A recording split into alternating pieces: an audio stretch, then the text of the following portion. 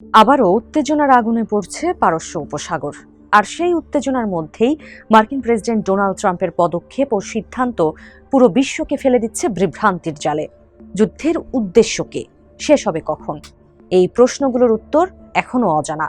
ঠিক এই সময়ে আসে যুক্তরাষ্ট্রের শীর্ষ সন্ত্রাস বিরোধী কর্মকর্তা জো কেন্টের পদত্যাগ। তিনি জানিয়েছেন তার বিবেক ইরানের বিরুদ্ধে চলমান যুদ্ধকে সমর্থন দিতে পারছে না। এতে কি শুধু অভ্যন্তরীণ রাজনৈতিক চাপ তৈরি হবে, নাকি আন্তর্জাতিকভাবে সূচনা হবে নতুন এক সংকটের? 17 মার্চ কেন্ট পদত্যাগপত্রের একটি প্রতিলিপি প্রকাশ করেন, যেখানে মার্কিন প্রেসিডেন্ট ডোনাল্ড ট্রাম্পের উদ্দেশ্যে লেখেন, ইরান আমাদের দেশের জন্য কোনো আসন্ন হুমকি তৈরি করেনি।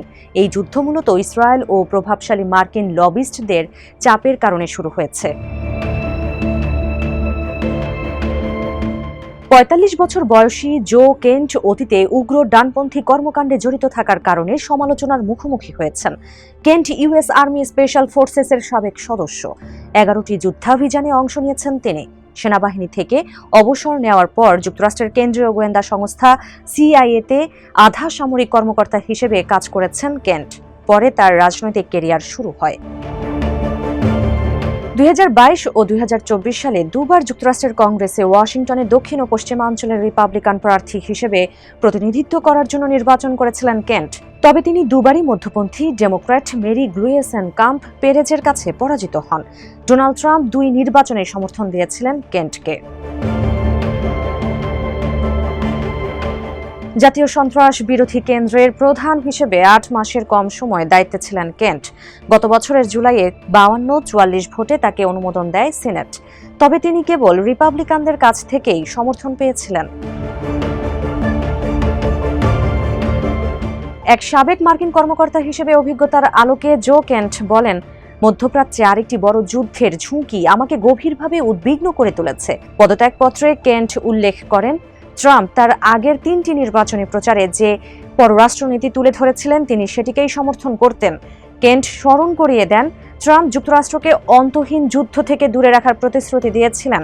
তিনি লেখেন, 2025 সালের জুন নাগাদ আপনারা বুঝে গেছেন মধ্যপ্রাচ্যের যুদ্ধগুলো একটি ফাঁদ। এ যুদ্ধ যুক্তরাষ্ট্র থেকে দেশপ্রেমিকদের মূল্যবান জীবন কেড়ে নেয়, দেশের সম্পদ ও সমৃদ্ধি নষ্ট করে। তবে কেন্টের দাবি, ইরানকে ঘিরে হুমকির বিষয়ে ভুল বোঝানো হয়েছে ট্রাম্পকে। তিনি এর জন্য কিছু সংবাদ মাধ্যম, ইসরায়েলের উচ্চপদস্থ কর্মকর্তা ও লবিস্টদের দায়ী করেছেন, যারা ট্রাম্পকে তার আমেরিকা ফার্স্ট নীতি থেকে সরে আসতে প্রভাবিত করেছেন। কেন্ট বলেন, মানুষকে মিথ্যা বলে বিশ্বাস করানো হয়েছে যে ইরান যুক্তরাষ্ট্রের জন্য একটি আসন্ন হুমকি। এখনই হামলা করলে দ্রুত জয়ের সমূহ সম্ভাবনা আছে। কেন্টের মতে একই কৌশল ব্যবহার করে ইসরায়েল যুক্তরাষ্ট্রকে ইরাক যুদ্ধে জড়িয়েছিল। এতে যুক্তরাষ্ট্রের অসংখ্য মানুষের প্রাণহানি হয়েছে। যুক্তরাষ্ট্র এই ভুল আর করতে পারে না। কেন্ট সিরিয়ায় মার্কিন সামরিক অভিযান চলাকালে তার স্ত্রী শনন নিহত হওয়ার ঘটনাটিকে উদাহরণ হিসেবে উল্লেখ করেন। ব্রিটিশ কলাম্বিয়া বিশ্ববিদ্যালয়ের রাষ্ট্রবিজ্ঞান বিভাগের অধ্যাপক পল কুইর্ক বলেন, কেন্টের পদত্যাগের মধ্য দিয়ে বোঝা যায় কিভাবে সরকারের প্রাসঙ্গিক সামরিক গোয়েন্দা ও পররাষ্ট্রনীতি বিশেষজ্ঞদের পরামর্শকে পাশ কাটিয়ে ট্রাম্পের কর্মকাণ্ড চলে। কেন্টের পদত্যাগ কতটা প্রভাব ফেলবে তা নিয়ে আমি সন্দিহান।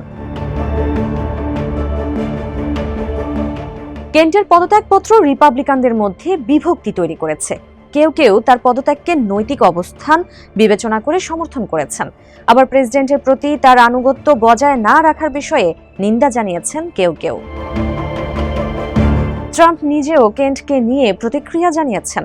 ওভাল অফিসের সাংবাদিকদের সঙ্গে আলাপকালে তিনি বলেন, আমি সবসময় তাকে ভালো মানুষ হিসেবে বিবেচনা করেছি, কিন্তু সবসময় মনে হয়েছে তিনি নিরাপত্তার বিষয়ে দুর্বল। এখন ভালো হলো তিনি বের হয়ে গেছেন, কারণ তিনি বলেছিলেন ইরান কোনো হুমকি নয়।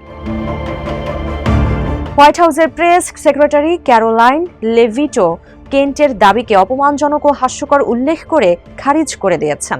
কংগ্রেসের প্রতিনিধি পরিষদের স্পিকার মাইক জনসন মনে করেন, ইরানের হুমকি নিয়ে কেন্টের ধারণা ভুল। আরকানসর সিনেটর টম কটনও এমনটাই মনে করেন। তবে জো কেন্টের সিদ্ধান্তের প্রশংসা করেছেন রক্ষণশীল ধারার গণমাধ্যম বিশ্লেষক টাকার কার্লসন। নিউ ইয়র্ক টাইমসকে টাকার বলেন, জো আমার দেখা সবচেয়ে সাহসী মানুষ, তাকে উন্মাদ হিসেবে উপেক্ষা করা যাবে না। তিনি এমন একটি পথ থেকে বের হচ্ছেন যা তাকে সর্বোচ্চ স্তরের প্রাসঙ্গিক গোয়েন্দা তথ্য পাওয়ার সুযোগ করে দিয়েছে। সমালোচকদের কেউ কেউ কেন্টের পদত্যাগপত্রের সেই অংশকে তুলে ধরেছেন যেখানে তিনি ইরানে হামলা চালাতে ট্রাম্পকে প্রভাবিত করার জন্য ইসরায়েলকে দায়ী করেছেন। সমালোচকেরা দাবি করেছেন এ ধরনের মন্তব্য ইহুদি বিদ্বেষী, কারণ এতে ইসরায়েলের নেতা বা কর্মকর্তাদের খারাপ শক্তি হিসেবে চিহ্নিত করা হয়েছে, যারা মিথ্যা তথ্য দিয়ে প্রভাবিত করেছেন ট্রাম্পকে।